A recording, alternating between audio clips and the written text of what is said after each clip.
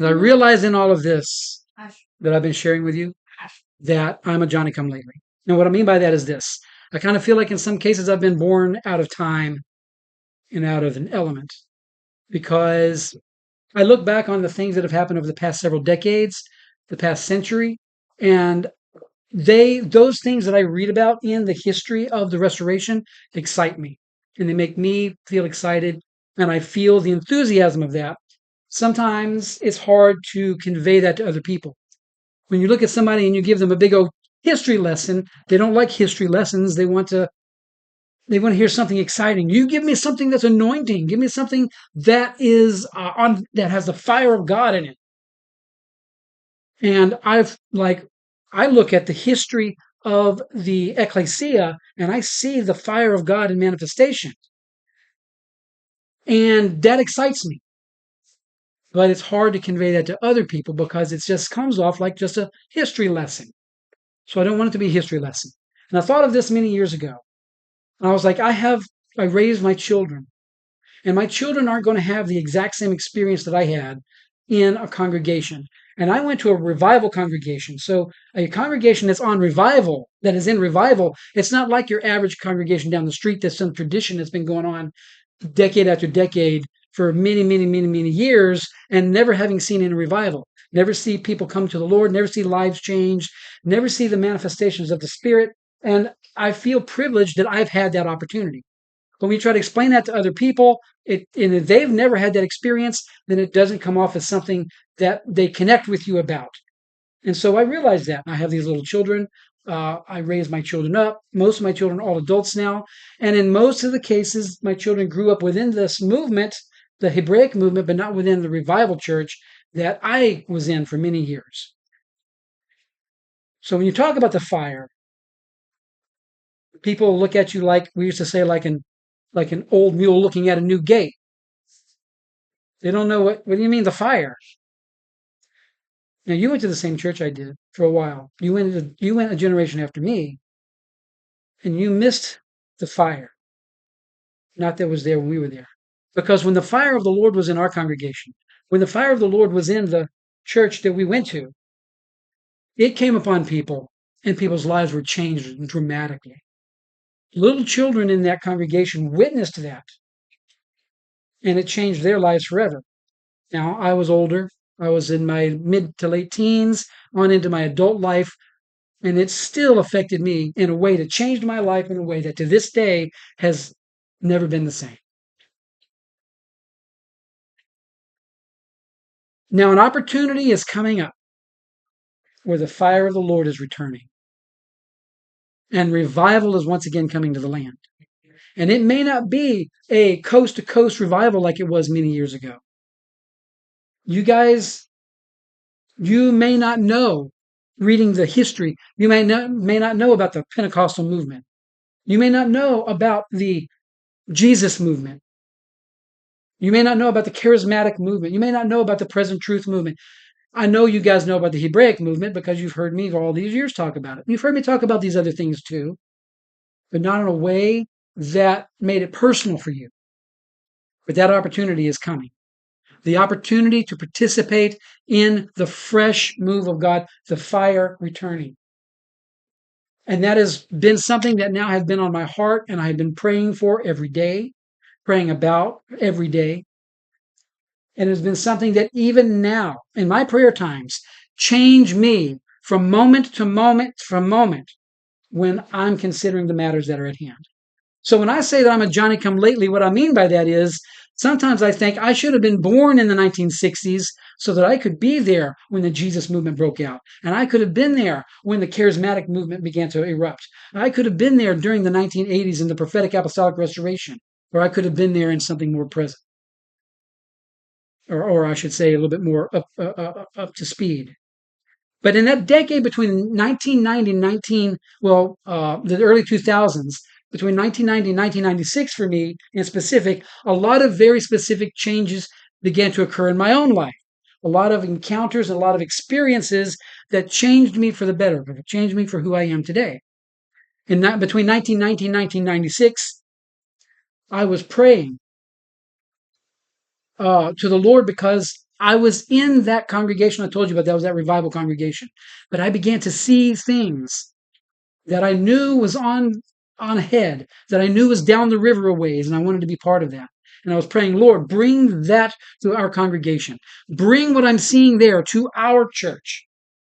And in some ways, that was true. Earlier, I was part of a church with the Assemblies of God, and there I was, I was a young man, older teenager, sitting there, and I came into that church during a time when there was a great revival. A revivalist had visited our congregation, and I don't know any of these things because I didn't come from that background. I didn't come from a church background. I wasn't raised in this. I wasn't raised in the church, but I came to this church during a time when there was a revivalist, a visiting revivalist. I didn't know these things, but all I know is that when that revivalist was behind that pulpit and he was preaching, I felt like fire coming into me. And I didn't know how to explain it other than that was the Spirit of God. That's what I was taught. That was my vocabulary. And the Spirit of the Most High came on me. And it literally changed everything about me, from the way I thought to the way I functioned to the way I lived my life. It radically transformed me. I began to hunger for holiness in my life. And I began to hunger and to thirst and to yearn to see the presence of God manifest in my life to produce a life that He's pleased with. Not just a humdrum, casual, boring church life. And I didn't know what a revivalist was. I didn't know what the annual revival was. I just thought this was the thing that God was doing in our lives. But after 2 or 3 weeks, the evangelist packed his bags and he went home to wherever he was from, or to another congregation to preach another revival somewhere else. And I expected the fire would stay. I thought in our home church, the fire had fallen, and there I was, a recipient of the fire, and it was going to stay. But no sooner than that evangelist left, the young man that I am, the teenager that I am, who had never been touched by the Lord before that, now filled with fire, looked around, and all of the congregant members, all of the regular attenders, went right back to whatever it was they were before the evangelist showed up, before I showed up. And here I am, a young man, sitting in the front row of a congregation with fire in me, looking around going, why is everybody falling asleep? What's going on? Why does everybody seem like they're losing it? The fire stayed on me, though. An elder came up to me. This is true. An elder came up to me and looked at me and said, it pleases my heart to see young men so enthusiastic about God. That's okay, son. Just hang around a little longer. That fire will go away. An elder of that church said that to me. Okay, it broke my heart a little bit. I'm like, what do you mean? The fire can't leave. I don't want the fire to leave. And that day I decided that in my life, the fire was not going to leave. And since that day, I have been called a fanatic, and I have been called an extremist, and I have been called everything under the sun.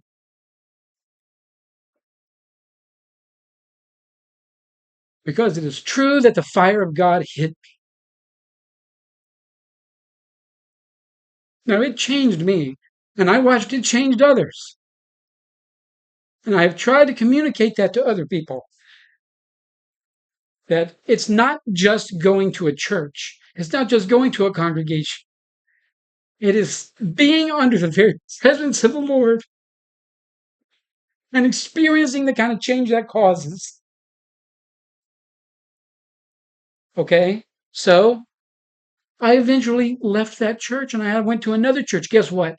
This other church was a revival church. This church was under revival. It wasn't just because of the visiting revivalists. It was because the fire was there and the fire was falling. And for 6 years, constant fire fell in that church. And when I mean by fire, I'm talking about the Spirit of God in manifestation fell in that congregation.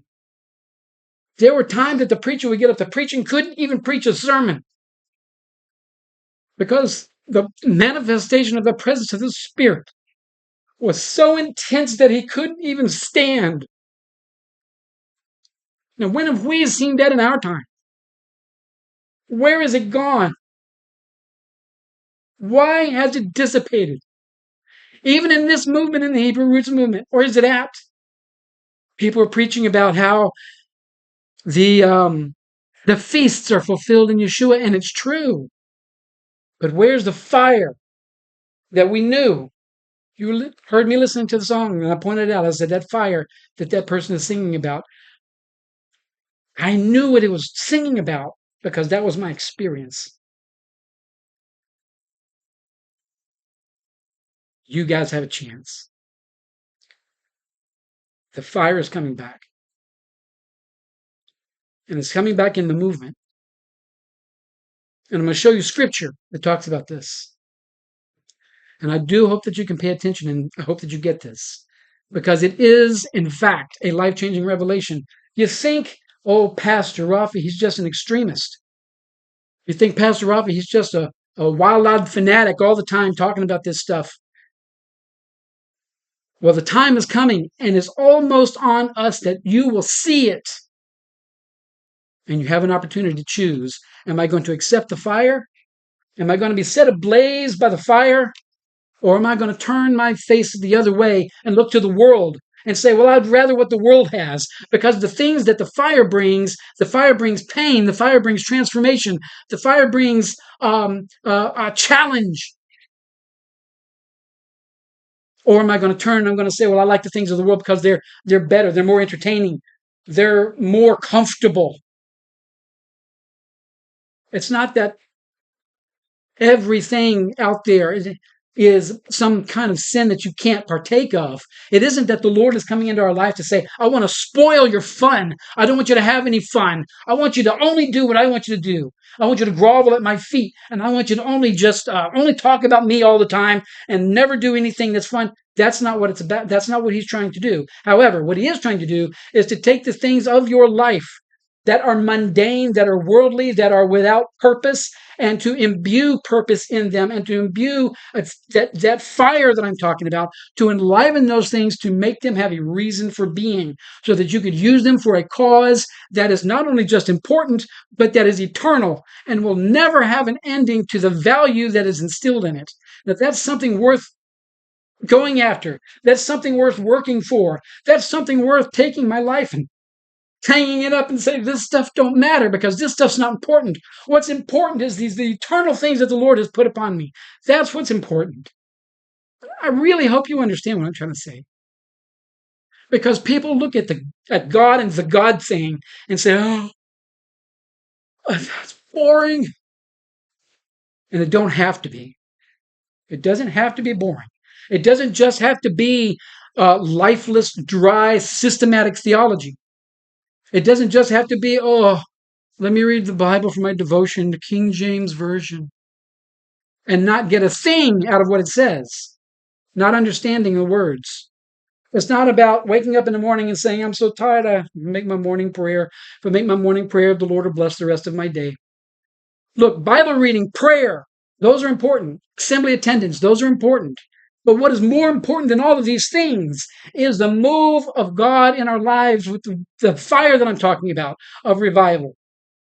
This fire came down in 1901 at the Azusa Street revival. And it's what started what people call the full gospel movement, the Pentecostal movement. And people's lives were changed. History was changed. You won't go to school and read it in your textbooks because they edit that stuff out. But this country was transformed because of the Pentecostal movement in 1901. Oh, you won't read about it in your textbooks, but it transformed this country. And then in 1948, when the latter rain movement broke out, well, that actually started in Canada, but it affected the U.S., and it transformed everything again. But you won't read about that in your history textbooks.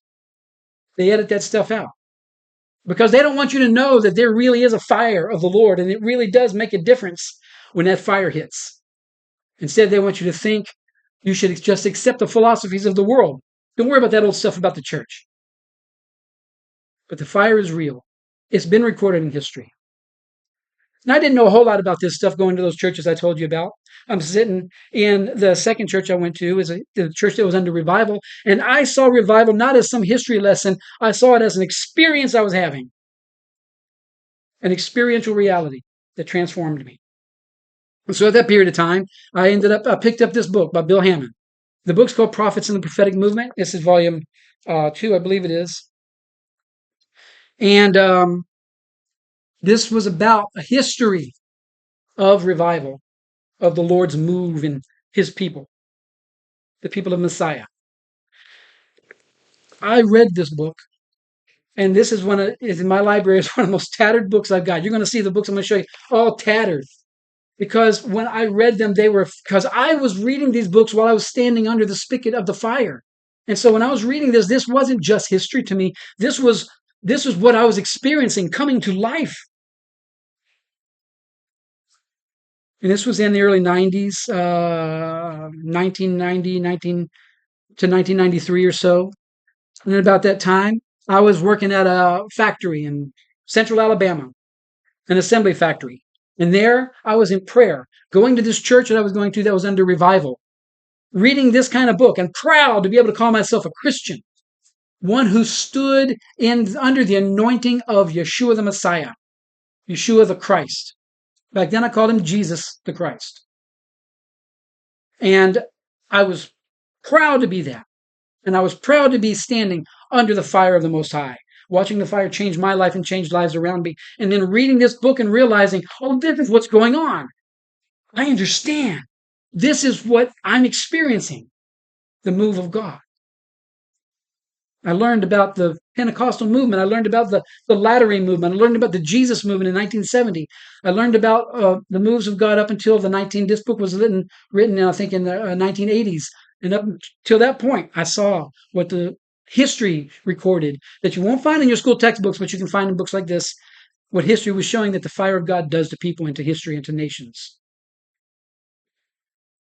And I was praying at that. I was in the factory doing my job. It's an assembly factory, so it was easy for me to do what I was doing and at the same time praying, and I did it all the time. And while I was praying to the Lord. I said, Lord, I want to be a true Christian. I want to be a true believer. And I felt the Spirit of the Lord speak to me that day. Something that changed me. Again, even then, he spoke to me, and I felt the Spirit of God speaking to me, and he said, I'm calling you to something higher than this. I said, higher than what? He said, higher than what you're seeing in your church. Higher than the revival. I'm calling you something higher than what people are calling Christian. I'm not saying he was telling me he was going to make me something other than a Christian. What I'm saying is he was telling me that there was something more that was awaiting me in the experience of his fire that was more than just what was being manifested in that revival that I was partaking of. More than just the Pentecostal movement. More than just the charismatic movement.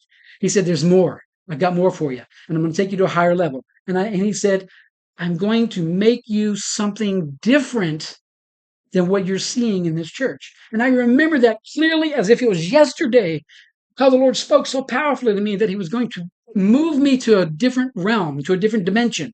Again, not he was saying I wasn't going to be a Christian anymore, but to a different dimension of what it means to be a Christian. Something beyond what the normal people there were sensing. And I held on to that promise. And I was looking for it, and I was praying about it all the time, praying, but not knowing where it was going to come from, not knowing how it was going to manifest. But I would say, Lord, I'm thankful for where you have me. I'm thankful for what you brought into my life. I'm thankful for what you've taught me so far. I thank you that I'm part of this movement, thinking that that movement was going to be the movement that would be the one that would transform me and the world. And then I came across this book, and I read this book, I think right around 1993. Now, this book was written by Dan Juster, one of the leaders of the Messianic Jewish movement. It's called Israel, the Church in the Last Days, and this was a prophetic, if I say eschatological, what it means is talking about last days prophecy.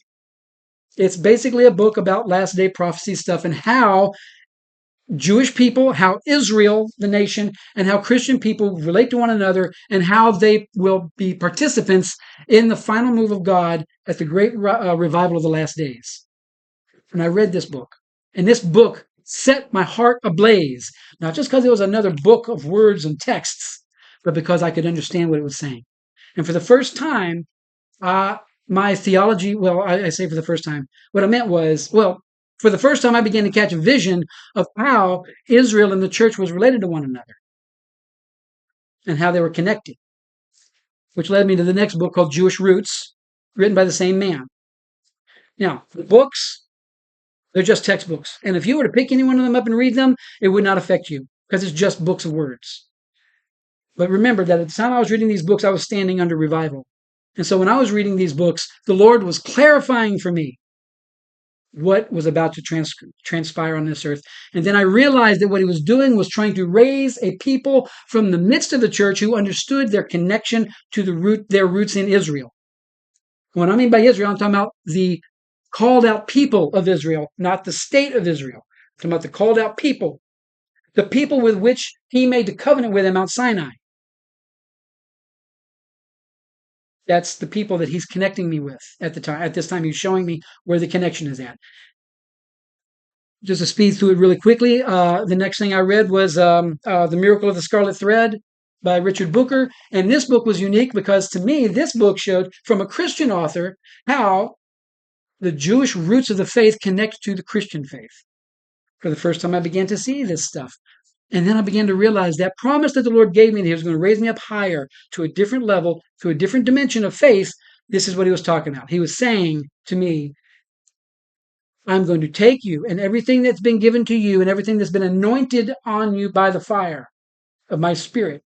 And I'm going to take all of that and I'm going to reconnect you back to your roots in Israel.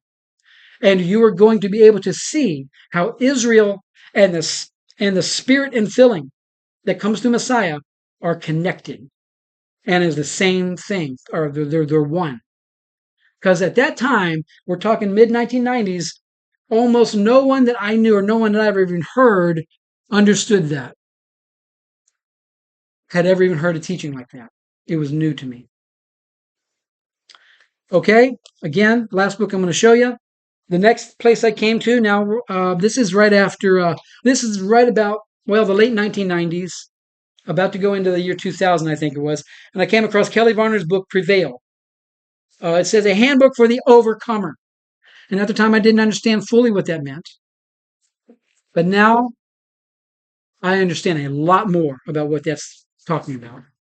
And so, if you would, I'm going to read to you from the book of Revelation on this topic of the overcomer. And I'm going to start by reading from you from Revelation chapter 2, verse 26. Revelation chapter 2, verse 26. Because I want you to see, this is what I want to show you, that's what I hope to show you, I should say. That today, you're going to be able to see that the next phase of revival that the Lord is going to bring is going to be the fulfillment of the things I'm about to read to you. Revelation chapter 3. Pardon me. Revelation chapter 2, verse 26.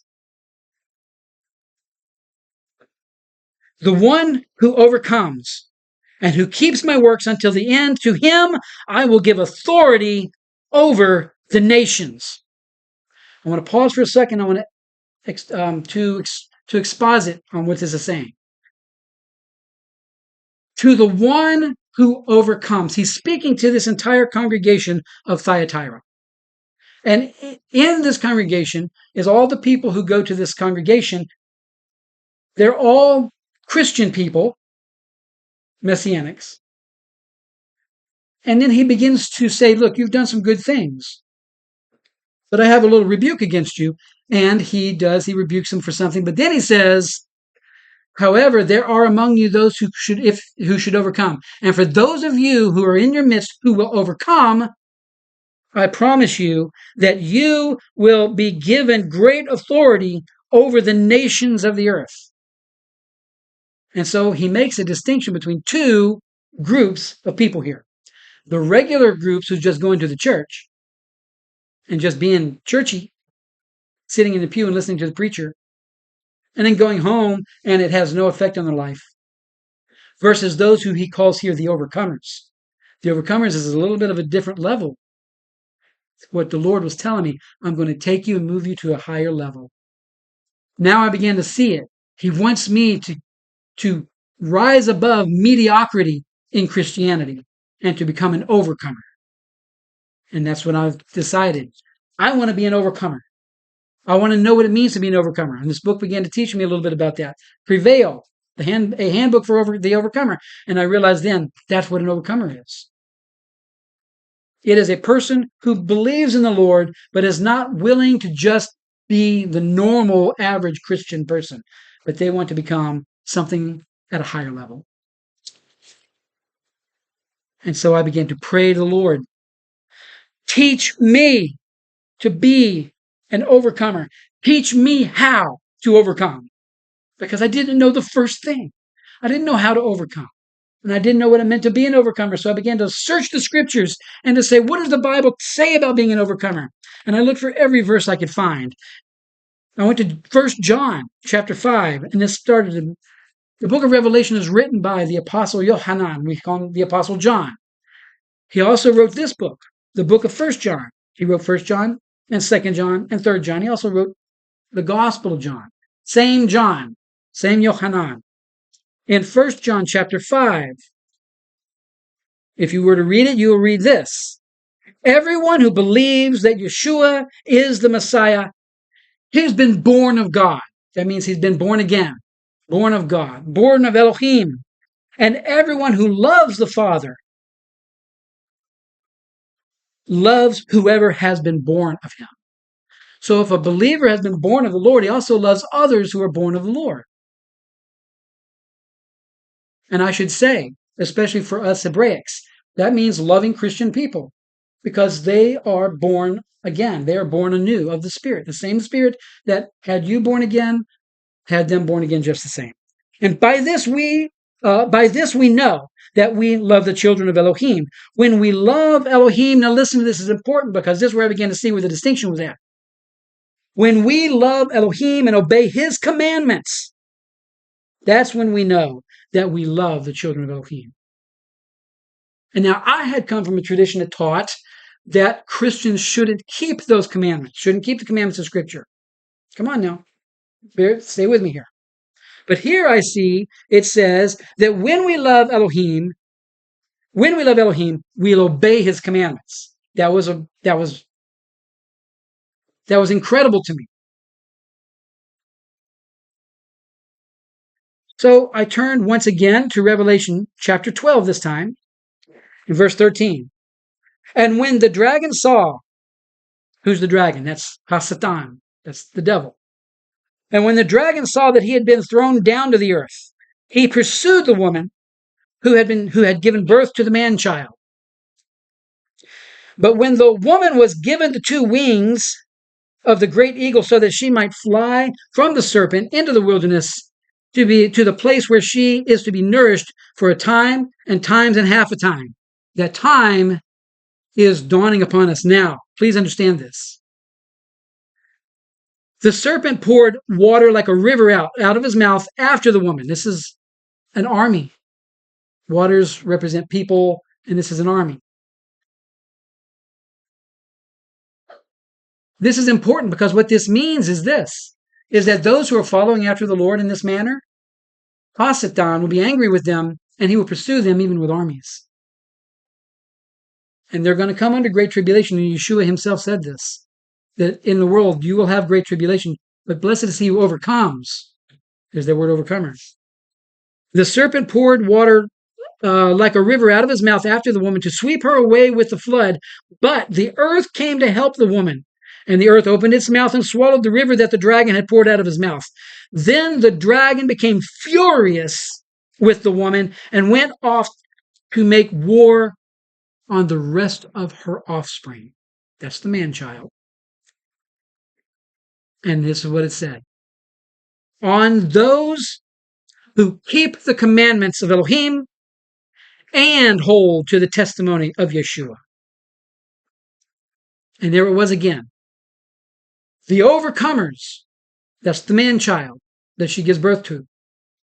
The overcomers are those who keep the commandments and who hold to the testimony of Messiah Yeshua.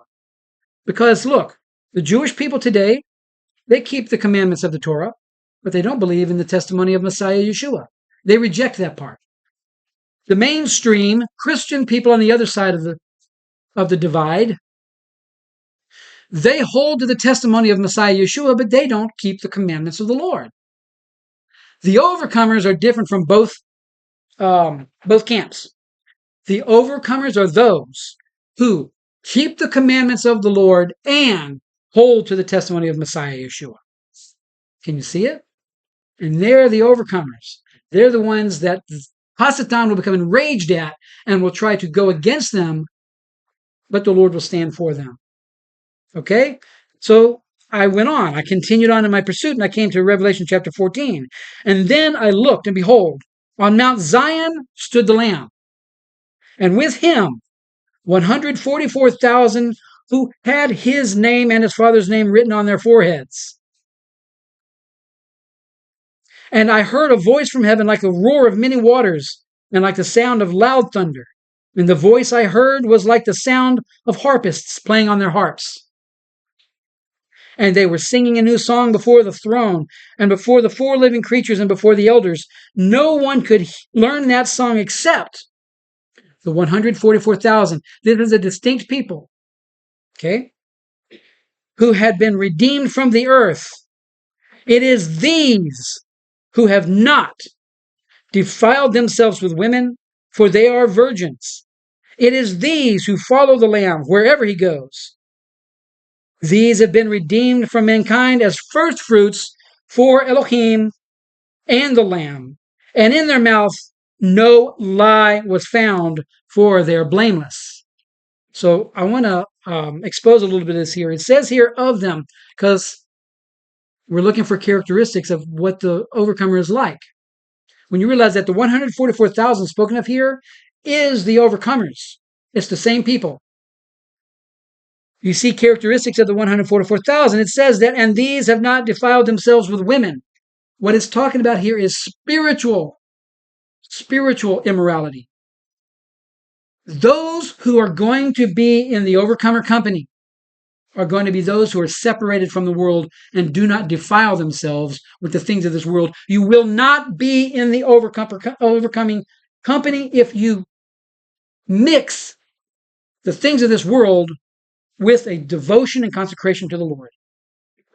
He wants a people who are separate and who are consecrated to him alone and who follow him wherever he goes, who do not mix with our devotion the things that the world has to offer.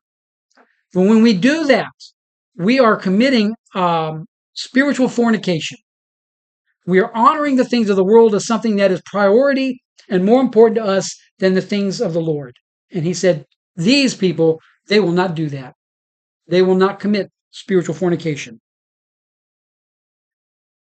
It is these who follow the Lamb wherever he goes. So whatever Yeshua Messiah says for us to do, these people will do it. These people will obey. The overcomers will obey. And they will not care what the world has to say about it. They will follow the Lamb wherever he goes, whatever he tells them, no matter how hard, no matter how difficult, no matter the cost, no matter what it takes of us, no matter what we have to sacrifice on the altar. Those who are of the overcoming company will do whatever it takes to follow the Lamb. That is not talking about their salvation. It is talking about their consecration. It's not talking about their redemption. It's talking about their sanctification, meaning their holiness lifestyle. They will separate from the world and they will sacrifice what's not of him. And they will follow him wherever he goes. And because of that, because that is the attitude that they have, that is their heart decision, it says that they will then be the first fruits for Elohim and the Lamb, and in their mouth no lie was found. The scripture says that the devil is a liar and the father of lies, and this world is a reflection of his philosophy. So that means that everything outside of this community of people is lies, lies, lies. Everything is lies. What you see in Hollywood is a lie. What you see on YouTube is a lie. What you see on TikTok, they're lies. Full of lies. What the politicians say are lies. Everything in the world is a lie. But those who follow after truth, those who are the overcomers, they will not speak the lies of the world. They will speak the truth according to what has been revealed. They will refuse to speak according to the words of Hasatan. They will speak the words of the Lord. That's what truth means, and that's what it means that these will not have lies found in their mouth, because they speak what's true, what is true of the kingdom. Not of the world, not the kingdoms of the world, but the kingdom of Elohim. And then same chapter, I moved on down to verse 12. Here is a call for this King James says patience, or it could mean endurance. And when you speak of an overcomer is one who endures through great trial and in the end prevails. Just like the book says here, prevail. That's one of the translations for this word. The word is nikao in Greek, nikao, an overcomer. Nikon in Revelation chapter 2, verse 26 from the same root word. It means the one who overcomes, or one who's in the process of overcoming. Verse 14, or verse 12. And here is the call for the endurance of the saints. Pay attention now, it's important. What is the thing that characterizes those who endure? What is the thing that characterizes those who overcome? They will keep the commandments of Elohim and their faith in Messiah Yeshua. They will do both of these things. The overcomers are those who keep the commandments and who have the faith of Messiah Yeshua. Not just the commandments by themselves, or not just faith in Messiah Yeshua. The overcomers will be those who have both. What is that speaking of? That's speaking of this movement, the Hebraic movement. In our movement, we have faith in Messiah Yeshua. We are not Messiah deniers like most of the Jews. I'm not talking about the Messianic Jewish movement, but most of the Jewish people. But yet, we have the testimony of Messiah Yeshua, and we are obedient to the commandments of the Lord in the Scriptures. This movement qualifies for both of those. But guess what I'm here to tell you today? Not even everyone in our movement is going to be part of this. Because there are people in this movement who are compromising. There are people in this movement who are moving over and trying to get buddy-buddy with Orthodox Judaism, or buddy-buddy with the Pope in Rome, or buddy-buddy with big name brand evangelist, Protestant evangelist. Instead of staying true and to the pure, undefiled witness of the commandments of Elohim, they're willing to compromise. They're willing to accept a little bit of compromise from the world. Even people in this movement are compromising and not holding true. So guess what that means? That means the Lord is going to have to do another movement within this movement to separate the people he's talking about here. That's why I'm saying there's another move coming. And this movement will purify a people and separate them and consecrate them to be those that fulfill these prophecies of the overcomers. And that question is dropped in each and every one of our laps. Am I going to be a part of that? Are we going to be a part of that? As a community, as an individual, are we going to be part of that? Heaven, I do hope that you're not being bored by this message.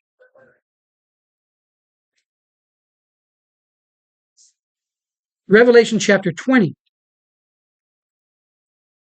verse 6. Here we read, blessed and holy is the one who shares in the first resurrection. Over such the second death has no power. The second death is eternal death. But they will be priests of Elohim and of Messiah, and they will reign with him for 1,000 years. Now, if you pay attention to this verse, that's two things. And this surprised me back early on when I read this, many years ago, many years ago when I first realized this. Two things here. Number one, they will be for him priests, and they will reign with him. So who reigns? Who reigns? Kings. Kings reign, right? Monarchs reign. So what this is saying is that those who are faithful will be both priests and kings, and they will reign with me for 1,000 years. It's talking about the millennial kingdom that's coming. So when it talks about here the resurrection, it's talking about the first resurrection. The resurrection happens at the beginning of the millennial period. That is the time in which those who are the believers who are of this company will receive their glorified body. Those that have gone and passed away in the Lord will be raised from the graves, and those who are alive and remain at his coming, they will be transformed into a new body, a glorified body. The first fruits of that will be selected to become the ones who are called the 144,000 and will stand on Mount Zion with the Messiah when he returns. And then for 1,000 years, those people, not all Christian people, not even all Hebrew root people, those who have remained consummate, and those who have consecrated their lives to this cause, they will be the ones who will be selected to stand on Mount Zion and reign with Messiah in his throne for 1,000 years on this planet, ruling over everyone else as kings and priests. That theme is played out throughout Scripture. And if you go back to Revelation chapter 2, same book, almost everything that we've talked about today comes from the writings of Yochanan and John. In chapter 2 of Revelation, verse 7, it says, "He who has an ear, let him hear what the Spirit says to the children," to the churches, to the assemblies. "To the one who overcomes, I will grant to eat of the tree of life, which is in the paradise of Elohim." So I shrugged my shoulders and said, well, what is that talking about? So you can find out what it's talking about if you look over at chapter 22, which I'll get to in a moment. I don't want to get too far ahead of myself yet. But look over one more chapter there in Revelation. So in Revelation, we were in Revelation 2. Look over at Revelation chapter 3. I'm going to look at verse 21. Remember, it's kings that reign. Revelation chapter 3, verse 21. And there we read this. "The one who conquers, or the one who overcomes, I will grant him to sit with me on my throne." Whose throne?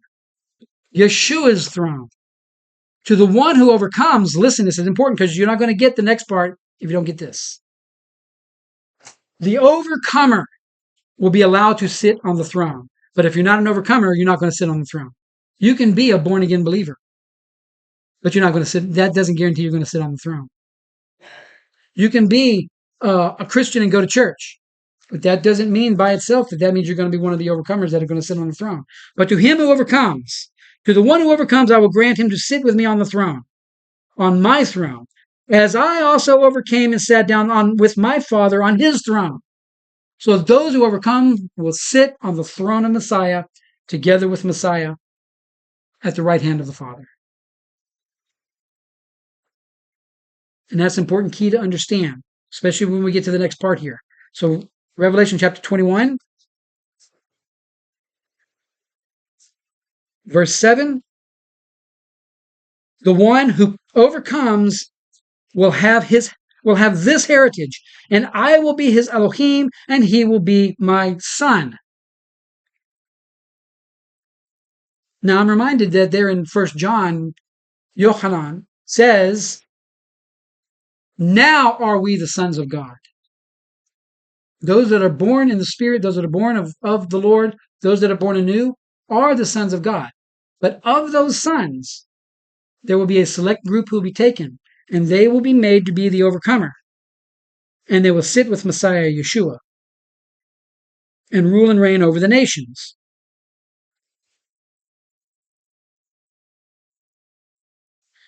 Where was I at? Chapter 21, verse 7. Okay, I'm going to read this whole section real quick. I'll say quick. "So the one who conquers will have," and I want to know why. I want to let you know why I want to read it. I want to read it because I want you to see a couple of things here. I want you to see the New Jerusalem, and I want you to see the tree of life, because we just read something about that. Okay. "So the one who conquers will have this heritage, and I will be his Elohim, and he will be my son. But as for the cowardly, the faithful, the detestable, as for murderers, the sexual immoral, sorcerers, idolaters, and all liars, their portion will be in the lake that burns with fire and sulfur, which is the second death. Then came one of the seven angels who had the seven bowls full of the seven last plagues, and spoke to me, saying, 'Come, I will show you the bride, the wife of the Lamb.' And he carried me away in the Spirit to a great high mountain, and he showed me the holy city Jerusalem, coming down out of heaven from Elohim, having the glory of Elohim, its radiance like the most rare jewel, like a jasper, clear as crystal. It had a great high wall with 12 gates, and at the gates 12 angels, and on the gates the names of the 12 tribes of the sons of Israel were inscribed. And on the east 3 gates, and on the north 3 gates, and on the south 3 gates, and on the west 3 gates. And the wall of the city had 12 foundations, and on them were the 12 names of the 12 apostles of the Lamb. And the one who spoke with me had a measuring rod of gold to measure the city and its great walls. And the city lies 4 square. Listen, pay attention to the numbers here. See if this sounds familiar. The city lies 4 square, its length the same as its width. And he measured the city with his rod, 12,000 stadia. Now, if you remember back there in Revelation chapter 7, when it talks about those who receive the seal, it says 12,000 from this tribe, 12,000 from this tribe, 12,000 from this tribe, of 12 tribes, and 12,000 times 12 equals 144,000. Let me continue reading. Its length and width and height are equal. He also measured its wall, 144 cubits by human measurement, which is also an angel's measurement. And the wall was built of jasper, while the city was pure gold, like clear crystal. And the foundations of the wall of the city were adorned with every kind of jewel. The first was jasper, the second sapphire, the third agate, the fourth emerald, the fifth onyx, the sixth carnelian, the seventh chrysolite, the eighth beryl, the ninth topaz, the 10th chrysoprase, the 11th jacinth, the 12th amethyst. And the 12 gates were 12 pearls, each of the gates made of a single pearl, and the street of the city was pure gold, like transparent glass. And I saw no temple in the city, for its temple is the Lord Elohim, the Almighty, and the Lamb. And the city has no need of sun or moon to shine on it, for the glory of Elohim gives it light, and its lamp is the Lamb. By its light will the nations walk. Listen, that means by the revelation that comes from the city. The nations will walk in this revelation. By its light will the nations walk, and the kings of the earth will bring their glory into it. And its gates will never be shut by day, and there will be no night there. And they will bring into it the glory and the honor of the nations. But nothing unclean will ever enter into it, nor anyone who does what is detestable or false, but only those who are written in the Lamb's book of life. Now, that says a lot, but I wanted you to see that, because I wanted you to see the New Jerusalem. I wanted you to see that there is going to be the tree of life. So if you look in the next chapter, chapter 22, first 4 verses, and the angel showed me the river of the water of life, bright as crystal, flowing from the throne of Elohim and of the Lamb through the middle of the street of the city. Also, listen, on either side of the river, the tree of life with its 12 kinds of fruit, yielding its fruit each month. The leaves of the tree were for the healing of the nations. No longer will there be anything accursed, but the throne of Elohim and of the Lamb will be in it, and his servants will worship him. There will be a manifestation of the Lord's glory upon this earth that will be enshrined in the New Jerusalem. And of that New Jerusalem will be inhabited by the overcomers. Now, it says that no one unclean will be allowed to go into the gate of the city. And yet, it says that the tree of life, which is in the midst of the city, its leaves will be healing for the nations. So here's the question. How in the world can the nations receive the leaves from the tree for their healing, if they're not allowed to go into the city?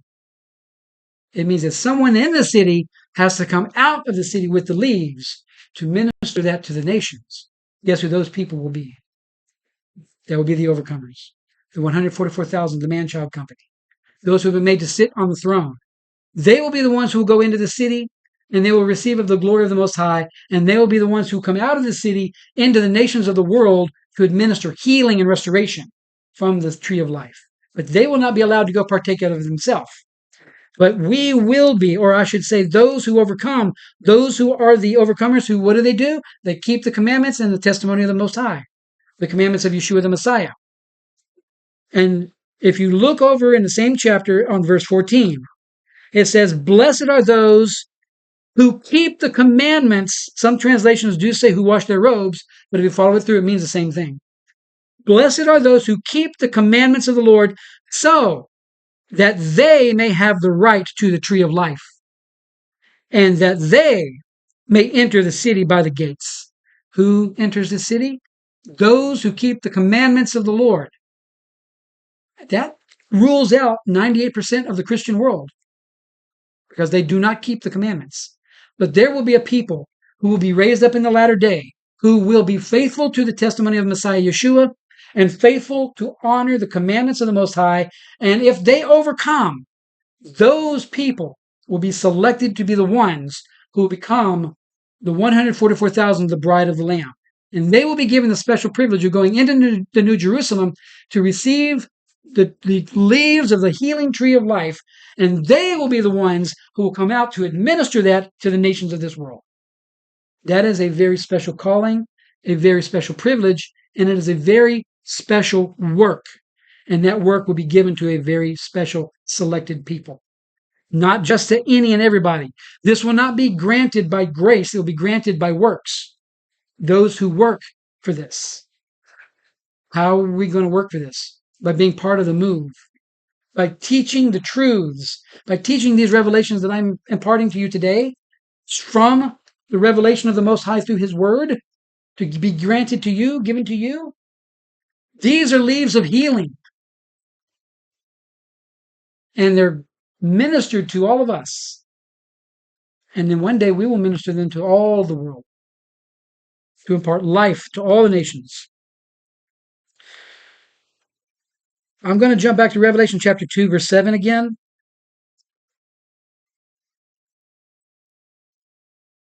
Revelation chapter 2, verse 7. He who has an ear, this is speaking to us. This is for us. I'm going to start closing right now. This is for us. If you have an ear, listen. I'm talking about a spiritual ear. He who has an ear, let him hear. Let him hear what the Spirit says to the congregations. To the one who overcomes, I will grant to eat of the tree of life, which is in the paradise of Elohim. Only the one who overcomes. And in verse 11, he who has an ear, let him hear what the Spirit says to the congregations. The one who overcomes will not be hurt by the second death. That's the lake of fire, eternal destruction. To the one who hears this, there is no danger of ever facing the eternal destruction. Now, I'm going to close. I'm going to read one more verse to you and I'm going to close. Out of the book of Luke, chapter 21, which is also another prophetic chapter. So I'm going to read chapter 21, verse 36.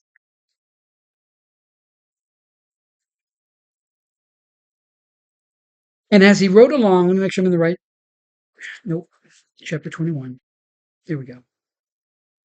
Verse 36. Okay. But this translation says, stay awake. Stay alert. But stay awake or stay alert at all times, praying that you may have strength to escape all these things that are going to take place, because there's coming the tribulation upon the earth. And he who overcomes will be the one who will be given this blessing. So pray that you may have the strength to escape all these things that are going to take place and to stand before the Son of Man. Now, I began this teaching talking about the fire of the Lord and the move of God in the past. And those moves have been glorious. And I talked about my experience of the move in my present. But now I'm telling you that each one here today is going to have an opportunity and is beginning now to experience this for yourself. The final move of the Lord, the final outpouring of His fire is coming and has already begun. And it will test those who are not made of pure metal. And it will be a trial for them. And for those who can withstand, they will be purified to be made ready. And for those who cannot, will be burned up under His judgment. But to those who withstand the fire by keeping his commandments and faith in Messiah Yeshua together, they will be made to be the overcomers who will be exalted to this place that I just read to you about, who will be wedded to the Messiah as the Lamb's bride, and who will rule and reign with him forever at his throne from the New Jerusalem. But it begins here with the decision that each and every one of us must make. Is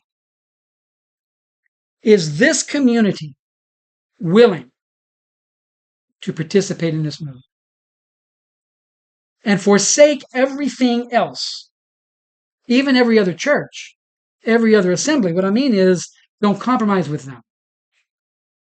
I'm not saying don't see yourself as a brother or sister, but I'm saying don't compromise with their compromise. Where they compromise, we refuse. Now, are we willing to be that people? Are we willing to walk that walk? Are we willing to pay the price of the cost of discipleship? And now each and every one of us individually have to ask ourselves, am I willing to do what that takes? Or am I just going to go ahead and throw in the towel and say, none of it? And you are going to miss the fire of the Lord. There won't be a lot of people. He said, many are called, but few are chosen. Many are called into the Ekklesia, into the community of believers, but only a few will be chosen to be the 144,000, to be the overcomers. My challenge to each and every one of you here today is that you pray that you will be one of those who will be counted worthy to be among the overcomers. And I pray in the name of Yeshua. Amen.